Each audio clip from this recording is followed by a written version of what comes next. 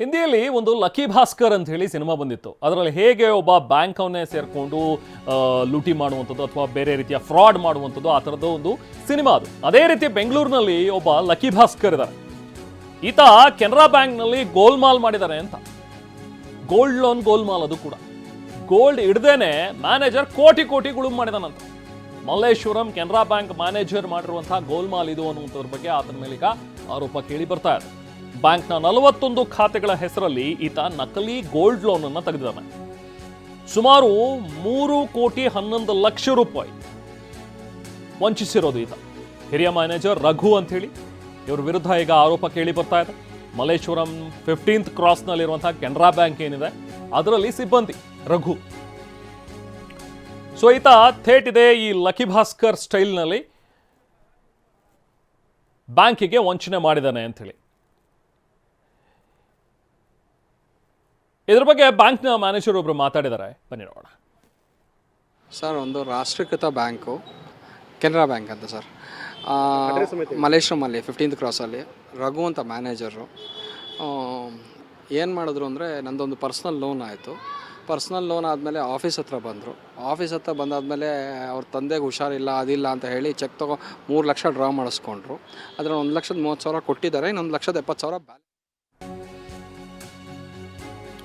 So ವೃದ್ಧರು, ಪೆನ್ಷನ್ದಾರರು, ಅರ್ಚಕರು, ವ್ಯಾಪಾರಿಗಳೇ ಇವರ ಟಾರ್ಗೆಟ್ ಅಂತೆ. ಖಾತೆಗಳ OTP ಹಾಗೂ ಚೆಕ್ ಅನ್ನ ಪಡೆದು ವಂಚನೆ ಮಾಡೋದು ಇವರ ಕಾಯಕವಾಗಿತ್ತು ಅಂತ ಹೇಳ್ತಾರೆ. ಬ್ಯಾಂಕ್ನಲ್ಲಿ ಅಕೌಂಟ್ ಇರೋ ಗ್ರಾಹಕರಿಗೆ OTP ಕಳಿಸೋದು, ಅಂದ್ರೆ ಲೋನ್ ಬಗ್ಗೆ. ಸಿಬ್ಬಂದಿಗೆ OTP ಚೆಕ್ ಕೊಟ್ರೆ ಗೋಲ್ಡ್ ಲೋನ್ ಫಿಕ್ಸ್ ಆಗುತ್ತೆ. ಗ್ರಾಹಕರಿಗೆ ಗೊತ್ತಿಲ್ಲದೇನೆ ಒಂದು ಗೋಲ್ಡ್ ಲೋನ್ ಅಕೌಂಟ್ ಕೂಡ ಓಪನ್ ಆಗುತ್ತೆ ಅಲ್ಲಿ, ಅವ್ರಿಗೆ ಗೊತ್ತೇ ಇರಲ್ಲ. 41 ಗ್ರಾಹಕರಿಗೆ ಇದೇ ರೀತಿ ಮಕ್ಮಲ್ ಟೋಪಿಯನ್ನು ಹಾಕಿದ್ದಾರೆ ಅನ್ನುವಂಥದ್ರ ಬಗ್ಗೆ ಆರೋಪ ಬಂದಿದೆ. ಈಗ 2 ತಿಂಗಳ ಅಂತರಲ್ಲಿ 41 ನಕಲಿ ಗೋಲ್ಡ್ ಲೋನ್ಗಳನ್ನು ಮಾಡಿಸ್ಕೊಂಡಿದ್ದಾನಂತೆ ಈತ. ಗೋಲ್ಡ್ ಲೋನ್ ಮಾಡಿ ಹಣ ಲೂಟಿ ಮಾಡಿದಾನೆ ರಘು ಅನ್ನುವಂಥದ್ರ ಬಗ್ಗೆ ಆರೋಪ ಕೇಳಿ ಬರ್ತಾ ಇದೆ. ಈ ಬಗ್ಗೆ ಒಬ್ಬ ಗ್ರಾಹಕರು ಮಾತಾಡಿದ್ದಾರೆ, ನಮ್ಮ ಪ್ರತಿನಿಧಿ ಮಾತನಾಡಿಸಿದ್ದಾರೆ. ವಿನಯ್ ಗ್ರಾಹಕರನ್ನ ಏನ್ ಹೇಳ್ತಾರೆ ಕೇಳೋಣ.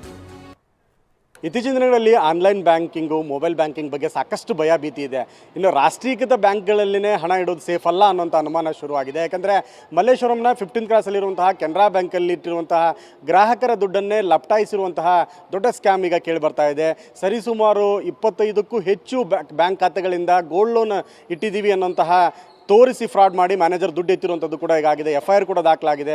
ಇಲ್ಲಿ ನೊಂದ ಗ್ರಾಹಕರು ಕೂಡ ನಮ್ಮ ಜೊತೆಗಿದ್ದಾರೆ. 32 ಲಕ್ಷವನ್ನು ಕಳ್ಕೊಂಡಿದ್ದಾರೆ.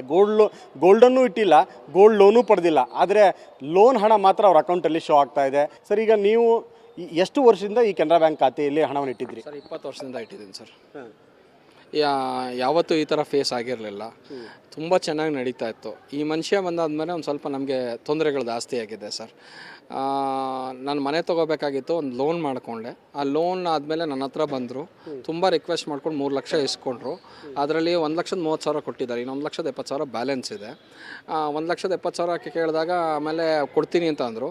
ಆಮೇಲೆ 2 ದಿವಸ ಆದಮೇಲೆ ಮನೆ ಹತ್ರ ಹುಡ್ಕೊಂಬಂದರು. ನಾನು ಏನೇ ಮಾಡಿದ್ರು ಆಗಲ್ಲ ಅಂದರು ಅವರು. ಸರ್, ಇಲ್ಲ, ನಮ್ಮ ಮನೇದೇನೋ ಗೋಲ್ಡ್ ಇದೆ, ಇಡ್ತೀನಿ ಸರ್ ಅಂದರು. ನೀವು ನಿಮ್ಮ ಅಕೌಂಟಲ್ಲೇ ಇಟ್ಕೋಬೋದಲ್ವಾ ಅಂತ ಕೇಳಿದೆ. ಅದಾಗ ಕೇಳಿದ್ದಕ್ಕೆ ಅವ್ರು ಏನಂದರು, ಇಲ್ಲ ಸರ್, ನಂದು ಹೈಯರ್ ಕೆಲಸ ಹೋಗುತ್ತೆ ಅಂದರು. ಸರ್, ನಾನು ಒಂದು 4-5 ದಿವಸ ಅವ್ರ ಕೈಗೆ ಸಿಕ್ಕಲಿಲ್ಲ ಸರ್. ನಾನು ಆಟ ಆಡಿಸ್ದೆ, ನನಗೆ ಬೇಕು ಅಂತ ಹೇಳಿ.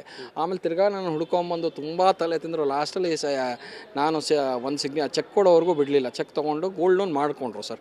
ಆಮೇಲೆ ಗೋಲ್ಡ್ ಲೋನ್ ಆದಮೇಲೆ ಗೋಲ್ಡ್ ಲೋನ್ ಮಾಡ್ಕೊಳ್ತಾ ಇದ್ದಾರೆ ಅಂತ ಅನಿಸ್ತಾ ನಿಮ್ಗೆ? ಗೊತ್ತಾಯ್ತು ಅದು? ಸರ್, ನನಗೆ ಇನಿಷಿಯಲಿ ಏನು ಹೇಳಿದ್ರು, ನಾನು ಇಡ್ತೀನಿ ಅಂತ ಅಂದರು ಸರ್. ಗೋಲ್ಡ್ ಇಡ್ತೀನಿ ಅಂದರು, ಬಟ್ ಇಟ್ಟಿರಲಿಲ್ಲ. OTP ಎಲ್ಲ ಕೊಟ್ಟಿದ್ದೀನಿ, ಚೆಕ್ಕು ಕೊಟ್ಟಿದ್ದೀನಿ ಸರ್. ಅದು ನನ್ನ ಕಡೆಯಿಂದ ಆಗಿದೆ.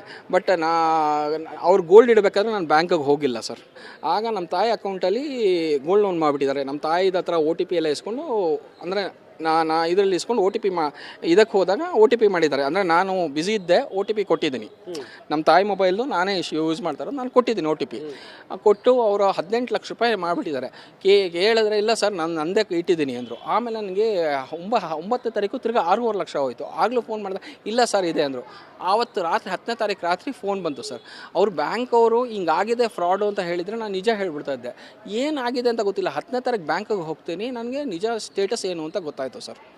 ಸ್ಟೇಟಸ್ ಏನು ಅಂತ ಗೊತ್ತಾದಮೇಲೆ ನಾನು ಬರ್ಕೊಟ್ಟಿದ್ದೀನಿ. ನನ್ನ ಹತ್ರ ಹೆಂಗೆ ಬಂದ ಎತ್ತು ಬಂದ ಎಲ್ಲ ಬರ್ಕೊಟ್ಟಿದ್ದೀನಿ. ಬಂದಾದಮೇಲೆ ನಂತರ ತುಂಬ ಜನಕ್ಕಾಗಿದೆ, ಎಷ್ಟು ಜನಕ್ಕಾಗಿದೆಯೋ ಗೊತ್ತಿಲ್ಲ. ನನ್ನಂತೂ 32 ಲಕ್ಷ ಆಗಿದೆ ಸರ್. FIR ಆಗಿದೆ ಸರ್. ನನಗೆ ಏನು ಮಾಡಬೇಕಂತ ಗೊತ್ತಾಗ್ತಾ ಇಲ್ಲ ಸರ್. ಏನಾದರೂ ತೊಗೊಂಡು ಹೋಗ್ಬಿಡೋಣ ಅನ್ನೋ ಸ್ಟೇಜಲ್ಲಿ ಇದ್ದೀನಿ ಸರ್. ನಾನು ಏನಾದ್ರು ತೊಗೊಂಡು ಹೋದರೆ ಆ ಲೆವೆಲಿಗೆ ಬಂದುಬಿಟ್ಟಿದ್ದೀನಿ ಸರ್. ಇದು ಗೊತ್ತಾದಾಗಿಂದ ಊಟ ತಿಂಡಿ ಏನೂ ಮಾಡೋಕ್ಕಾಗ್ತಾ ಇಲ್ಲ ಸರ್. ಬಟ್ ಅವತ್ತು ಬ್ಯಾಂಕವ್ರು ಫೋನ್ ಮಾಡಿದಾಗ, ಬ್ಯಾಂಕವ್ರಾದರೂ ಫಸ್ಟು ಹಿಂಗೆ 10ನೇ ತಾರೀಕು ಫೋನ್ ಮಾಡಿದಾಗ ಹಿಂಗಾಗಿದೆ ಅಂತ ಹೇಳಿದರೆ ನಾನು ಹೇಳ್ಬಿಡ್ತಾ ಇದ್ದೆ ನಾನು ಇಟ್ಟಿಲ್ಲ ಅಂತ. ಇವರು ಅವತ್ತು ನನಗೂ ಹೇಳಿಲ್ಲ. ನೆಕ್ಸ್ಟ್ ಡೇ ಬ್ಯಾಂಕಲ್ಲಿ ಕರ್ಸ್ಕೊಂಡಾಗಲೇ ನನಗೆ ವಿಷಯ ಗೊತ್ತಾಗಿರೋದು ಸರ್. ಇದು ಪ್ರಶಾಂತ್ ಅವರು ಹೇಳುವಂಥದ್ದು. ಕ್ಯಾಮರಾಮನ್ ರಘು ಜೊತೆ ವಿನಯ್ ಕುಮಾರ್ ಕಾಶ್ಮೀರ್ TV9 ಬೆಂಗಳೂರು.